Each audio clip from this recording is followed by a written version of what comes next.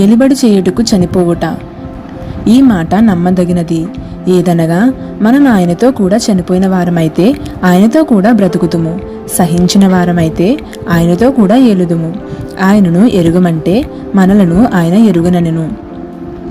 2 Timothy 2:11-12 మన శక్తిహీనతకు ప్రభావహీనతకు గల కారణమును కనుగొనుటకు మనము చాలా దూరము వెళ్ళవలసిన అవసరము లేదు. మనము క్రీస్తుతో కూడా చనిపోయినామా? సహవాసములో నూతన జీవము, పునరుద్ధాన జీవము విశదపరచబడుటలేదని నేను భావించుచున్నాను. ఆయన యొక్క అత్యున్నత విజయాన్ని మనకు ప్రసాదించాలని దేవుడు కోరుతున్నాడు. మన వర్తమానము ఏమై ఉండాలి? మేము క్రీస్తుతో కూడా చనిపోయిన వారము. పాత స్వభావము పోయినది. నీ పాత స్వభావము మొటిమ వలె పొడుచుకుని వచ్చి నిన్ను విసిగిస్తుంది. ఈ లోకము తిరిగి లేచిన యేసు జీవితమును చూడాలని కోరుచున్నది. మన ప్రభువు ఎక్కడా? ఆయన సర్వశక్తుని కుడిపార్శ్వమున ఉన్నాడు. అలాంటి శక్తిని నీవు సాధకము చేసుకొనుట సాతానుకిష్టము లేదు. కనుక నీ శరీరాన్ని స్వాధీనపరుచుకుని రకరకాల రూపాలలో బయటకు పొడుచుకుని వచ్చేటట్లు చేస్తాడు. మనము క్రీస్తుతో కూడా చనిపోతే క్రీస్తుతో కూడా బ్రతుకుతుము.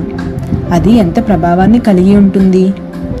క్రీస్తు కొరకు మనలో ప్రతి ఒక్కరము సజీవ సాక్ష్యముగా నుంటే అది మన దేశంలో ఎలాంటి ప్రభావాన్ని చూపించగలదు?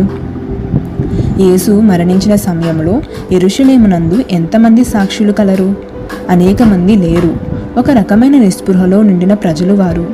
అయితే పునరుద్ధానమనే వాస్తవము వారికి బయలుపరచబడినప్పుడు వారు మార్చబడ్డారు. ఎటువంటి అధికారము వారిలోనికి వచ్చినది? సహించిన వారమైతే ఆయనతో కూడా ఏలుదుము. శ్రమలను సహించే విషయమై మన వైఖరి పరిశుద్ధపరచబడాలి. సాధారణముగా మనకు కష్టాలంటే ఇష్టముండదు. మనము ఆయనతో కూడా సహించిన వారమైతే ఆయనతో కూడా ఏలుదుము అని బైబిల్ చెప్పుచున్నది. యేసు కొరకు మనము దేనినైనా సహించడానికి సిద్ధముగా ఉండాలి.